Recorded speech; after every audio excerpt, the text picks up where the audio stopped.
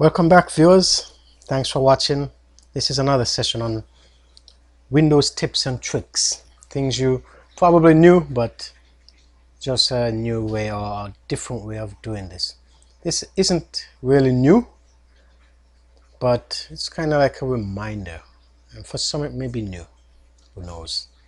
But just follow along and see if you could pick up anything new. If you do, give me a thumbs up. So today what we're looking at is how to enable concurrent desktop sessions in Windows. Okay, so what you'll need is this Universal Terminal Service Patch, and you could get it at this link. I'm going to provide all of this in the description, so you could, you don't have to write it down and pretend you're in school or anything, but it's going to be there, don't worry. So what I'm actually going to show you is important. I have a network set up here where I can access another computer, but the problem with this is only one person at a time can log in. And you might say, well, why do I want to have 2 and 3 or more people logged in? It's a valid question, but you never could tell, because at times you may only have like one application running and you want to share it with more than one person, and you don't have a license for other computers, so this will come in useful. Another thing is maybe you have that application with shared files, and that file is on that computer, and it will be a little difficult to get them shared. I know you could do it on the network, but there's certain programs where you can't network shared files because they're restricted only to one computer. So in this case you could use this method, right? So let's just follow along with me. Now I'm logged in here into another system I have. The IP address is, and no, it's not virtual, this is a physical system. This is 192.168.0.10. This is now another IP address which is connected to a domain controller. If I have to do any like client service, I use that, but right now it's just it's not a part of a domain server, but it's connected to the router that hosts that domain. So we have 2 IP addresses. This is my user, that's the memory recommended. It's good enough. I don't do anything heavy with this. But what I'm going to show is that if I try to log in with another user, I created a special user for this purpose, just to test, right? And that user is called test. So I'm going to use the same IP address, if you can see from the background here. This is going in here, or I could even use the host name, which is hub. So let's see if it works with hub. Sometimes they don't really work with the hub. Yeah, it does. So now I'm going to put in test. That's the new account that I logged in with, and I'm going to type in the password. What's going to happen? It's logging in. That's what I want to show you. It's coming up with this question. Another user is currently logged in on this computer, which is this one over here right now. Now it says if you continue, this user has to disconnect from the computer. Do you want to continue? I'm going to say yes. And to show you it's the same computer, it's asking me, it's saying test wants to connect to this machine. Click OK to disconnect your session immediately, or click cancel to stay. So if you have one computer and you're sharing it, it's going to be a hassle, because one going to be logged in and going to say, oh no, I don't want him to come into my system. The other might say, okay, sure, why not, and give me access. So now I'm going to lose connection. And what's going to happen? He's going to log in. Test is logging in now because nobody else is on the system. Now remember what this session is about.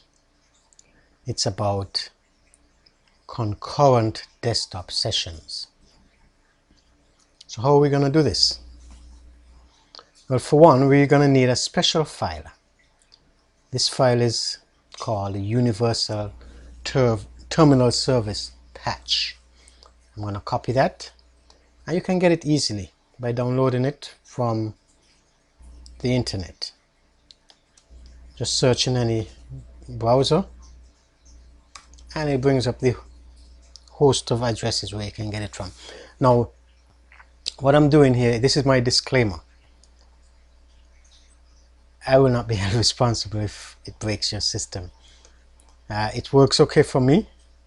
It works on Windows 7 mainly. I haven't tested it on Windows 10 or higher or lower in this case, but just Windows 7 I've been using most of the time. So it works, I could guarantee that. But like I say, this is my disclaimer. Use it at your own risk. So where I get it from, where I got this from is from one of these sites below here. I think it's this one. No, is it? Probably. Let me just verify. No, that's not the one. Is it this one? It looks familiar, but in any case, the one that I got it from is here, which I'm going to put in the description. It's from dgx.net. So once you get that file, it's very easy to do. Okay, so I'm going to close that. Let me save that information because I'm going to need it for later.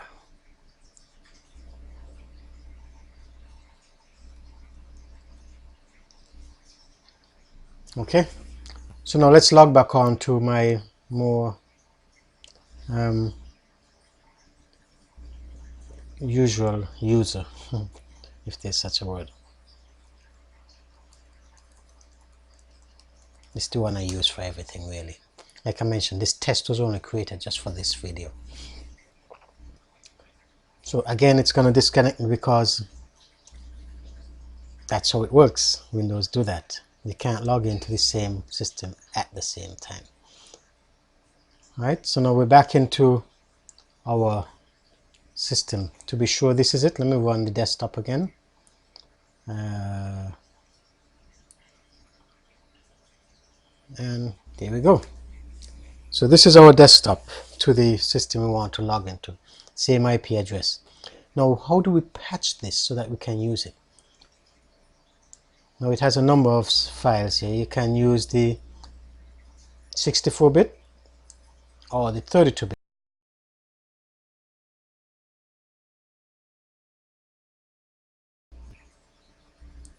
As an administrator. And it's going to look like this. So here's what's going to happen. You have the version, platform, checksum, patched, whether yes or not. Right now it's not patched. And there is no restore because it's not patched. Once we patch this, look at what happens. Success. And it changes, before I use that, it changes to yes. And we're going to restart now. And we're going to check it again and see what happens.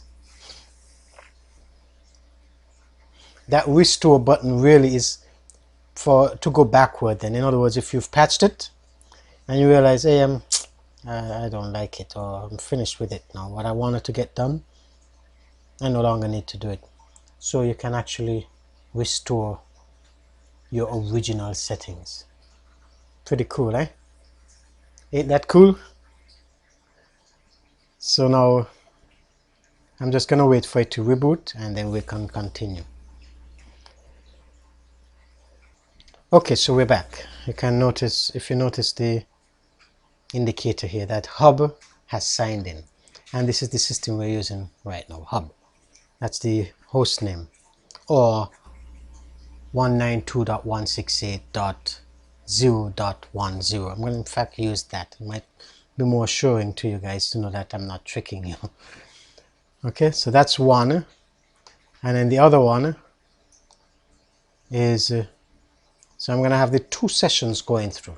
First, let me do this one to just show you a few features about this patch.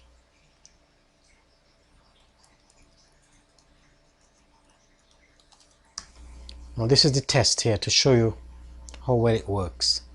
So this is one system logging in. This is me logging into this system. This is the original user. And then I'm going to do the test user. Instead of this, I'm going to say test. That's the one I created especially for this. Right? So for the test now, it's going to be, I can't remember the password. Okay, yeah, I remember. Okay, so as you could see, the desktop here, the IP address, the user, and now I'm going to connect over here. Did I type the right password? Maybe not. Let's try again. DAYS. Yeah, no, this is it. Sorry. It's kind of new. I just created it, so the password is kind of fresh in my mind. But then again, I probably delete it as soon as I'm done. I won't need it. This is just a test. So it's logging into the same system. You see the same background, the same IP address. The only thing that will be different is the username. You're going to see this is Brunder1 in Hub. And when this logs in finally, you'll see the same information except for the username. The downfall for this is that it slows your system down considerably. And there are ways to get around this. Get more memory, buy a faster processor, add more memory to that. It's pretty cheap. You can always invest in that if you really want to go and do something like this.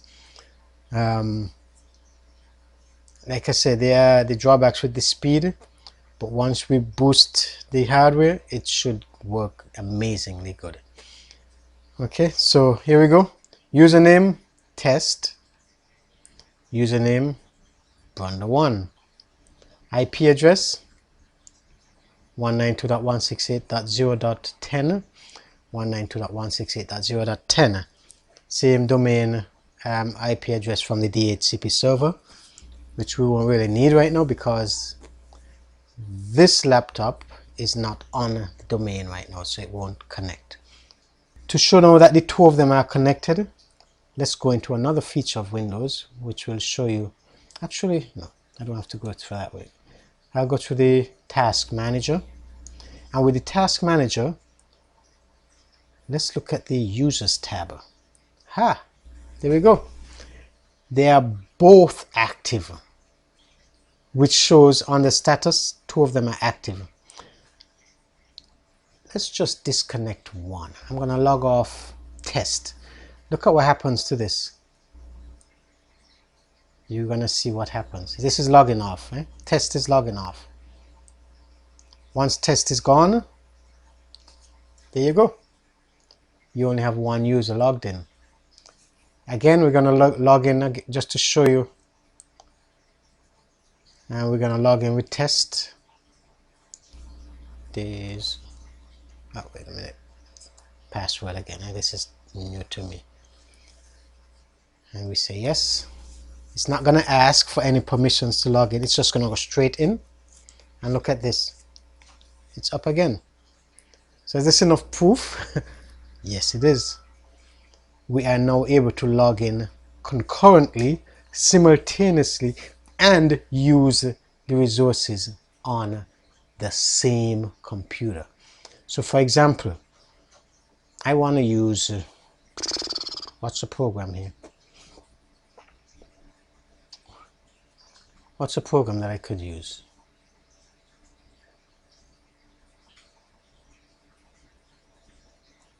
VMware? Yeah, this is something I use to log in for work. Let's just say we both have to work that same day. And this computer is installed only on one, this application is installed only on one computer and configured only on one computer. And we don't have another system we don't have the settings for another system to install it right away. What we can do, two of us, my wife and I, could log into work on one computer, remotely log into one computer and do the setup. See? So yeah, that's pretty much what is entailed here. And to reverse it again is straightforward. It's very easy.